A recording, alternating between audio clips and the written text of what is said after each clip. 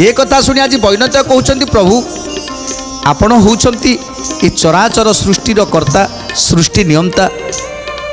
तेणु आपण चाहिए ए मुहूर्त करे ए तीन पुर को ध्वंस करें हेले आपण से सामान्य जरासंध को कहीं विनाश करूना जदि न करुछंती ताहले मते आज्ञा दियंतु प्रभु मते आज्ञा दियंतु ए गरुड़ ए समस्त राजा मानक विनाश करी समस्त राजा मानक विनाश करी आज कीर्ति रखीदेव कहतु प्रभु थरे खाली निर्देश दे दियंतु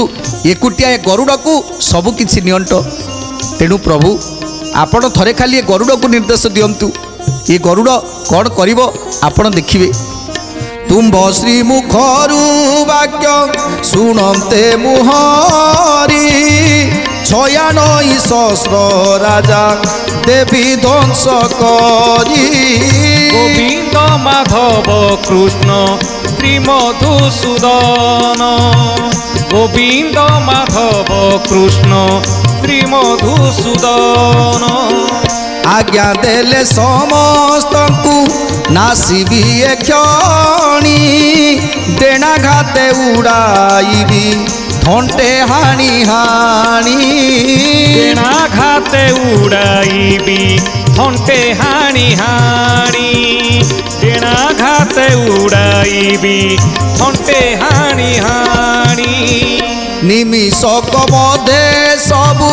करिबई ध्वंस खंड खंड करी पिंजी देवी हाड़ मांस खंड खंड करी पिंजी देवी हाड़ मांस खंड खंड करी पिंजी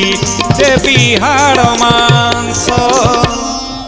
तेणु आज गरुड़ कहते हे प्रभु मते खाली निर्देश दियंतु मुझे राजा मानक समस्त को विनाश करी चली आसबि ये जो 96 सहस्र राजा अछंती आउ सेमानकर सैन्य सामंत माने अछंती केही गोटी भी बात जीवेनी ये पक्षर आघात रे मु आज समस्त को उड़ाई देवी समस्त आकाश मार्ग रे उड़ुथिबे आउ मो थंट साहाय्य सेमानकु गोटी गोटी करी फिंगी देवी जेतेबेले गरुड़र कथा को शुणुचंती प्रभु सेतेबेले मुरुकी मुरुकी हसुचंती हे गरुड़ विनाश करिवार कथा हेइथिले मु सेमानकु विनाश करी देई थांती हेले विनाश करूनी एइति पाई कारण सेमानक पाई किछि कार्य अछि जेतेबेले राजस्व यज्ञ हबो युधिष्ठिर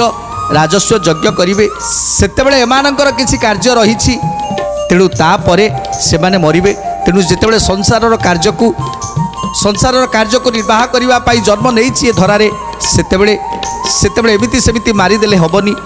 तेणु तुमको कहूछि हे गरुड़ तुमे ए समय कली नकरी कली द्वंद्व न करी केमिति कौन ता मुखर आम बंचा केमिति ता पाखर आम चली जावा से कथा चिंता करवा दरकार तेणु प्रभु कौन कहते एबे आंबर वचन शुण बैनतेय कली भी आईबार जे नुह ए समय गोविंद माधव कृष्ण